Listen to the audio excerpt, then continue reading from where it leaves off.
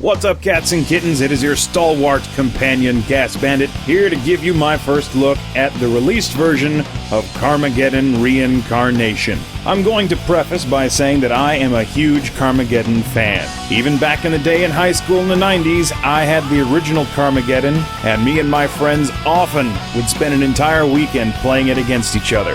I also loved Carmageddon 2. I even loved Carmageddon TDR 2000. Even though it is much maligned by certain other people. So it shouldn't surprise anyone when I say that I was a Kickstarter backer of Reincarnation, and I have been giddily awaiting this day for a year or two at least.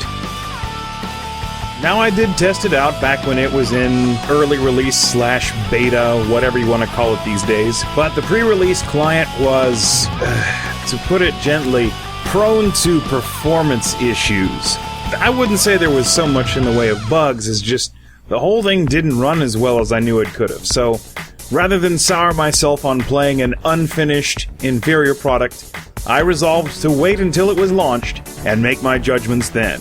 Now, I'm sure the first question that's going to be on many people's minds is, did they wuss out? You'll remember in certain versions of some of the earlier Carmageddon games, in order to get around censors, they did some creative editing. They turned pedestrians into zombies, changed the blood to green, or removed them entirely. Well, I am happy to report that there's none of that nonsense here now. Pedestrians are out, they are numerous, they are varied, and they are big old meaty sacks of blood that smear all over the place.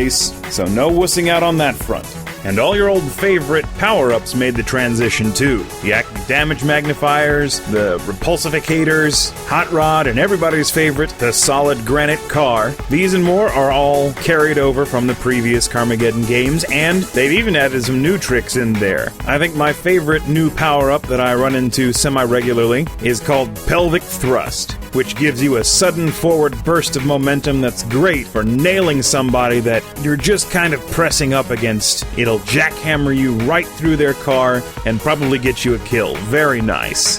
And of course, there's the other side of that coin as well. All the ones that you hate, the jelly suspension, the oh dear bodywork trash, the gravity from Jupiter, all the old power downs and confusions and hamperings, they're all there too. But it wouldn't be Carmageddon without them. Now, the basic idea of the original game is still in the new game, under the game mode called Classic Karma. That means you can win by squishing all the pedestrians, running all the checkpoints, or trashing all the enemies, which, if you're like me and every other red-blooded person on Earth, you win that by crushing all your opponents. But there are also other game modes. For example, there's a new race mode where you can't win simply by destroying your opponents. However, you're still encouraged to destroy your opponents, because doing so will let you steal a lap from them. So it can really be worth your time to get off the prescribed raceway and go find the leader who's way, way, way ahead of you, and hit him like a blue turtle shell. And not only will you severely inconvenience him, you'll steal one of his laps, possibly passing him.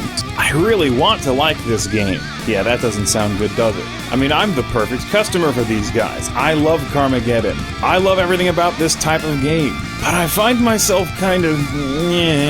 They got so much of it right, but there are some serious problems with Carmageddon. First and foremost, let's talk about the load times.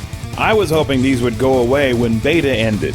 Now granted, they've gotten better. I actually had to sit through a 10-minute load time back in beta once, which was one of the big reasons why I stopped playing. But here we are in release, and And let me tell you, I don't have a slacker machine. I've got a pretty good machine, and I'm still getting 3-minute load times. It doesn't sound like much, but have you ever tried to just sit and stare at the same screen for 3 minutes where nothing is going on? That's quite a long time for PC games of the current generation. I mean, I can't think of another game that has load times as long as Carmageddon. They really need to do something about that. Second of all, the controls. There's no real way to sugarcoat this. The controls suck. I mean, I'm even comparing it back to original Carmageddon 1. They're squirrely, you spend all your time overcorrecting. Sometimes it's like the game is trying to outsmart you by guessing how you want to drive, and then you end up overturning and spinning in circles. And I know a lot of people think that, well, there was a lot of overcorrection in the original Carmageddon 2. Well, not like this. This is more reactionary. I have never spent so much time in a Carmageddon game jackknifing or dovetailing or whatever it's called, where your rear end gets loose and slides back and forth and back and forth and back and forth. I mean, yeah, in original Carmageddon, I might spin out or get sideways or end up backwards, but this one, I just keep fishtailing. That's the word I was looking for, fishtailing. Now, I don't know if it's just the early part of the game where this is the case too, but the cars are extremely fragile. I mean, I'm having to repair constantly. There's practically no such thing as cosmetic damage either. You brush up against another enemy or ram him or get rammed by him, you take real damage. It takes a lot of credits to repair. Just thank goodness credits aren't necessary for upgrades anymore, but you still need to end a level with positive credits because that's how you unlock the next map, by applying your winnings in credits toward them. So if you're constantly not winning many credits because of all the repairs you're having to do, then you're not advancing in the game, and it can get frustrating. Now, this won't be new to any veteran of Carmageddon games, but for those who might be considering this as their first foray into the genre, I have to point out this as well. The camera sucks. It's the exact same camera from all the other Carmageddon games going back to Carmageddon 1, and it's never facing the right direction. It tries to go around to point backwards when you're backing up and point forwards when you're going forwards, but it never quite gets it right. But for us Carmageddon veterans, we're just used to putting up with that. What is kind of surprisingly new is they also managed to screw up the first-person perspective camera. At least in past Carmageddon games, it sat you in the driver's seat so that you could see the shell of your car around you. Not so anymore. Now you've got some kind of crazy bumper cam which helps remove your frame of reference from exactly where you're going driving. I don't like it.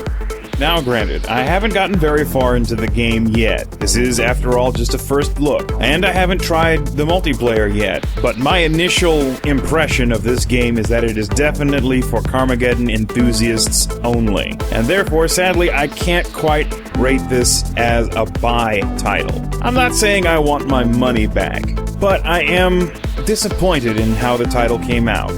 Games these days are just too good, and my Steam game backlog of unplayed titles is far too long to put up with mediocrity.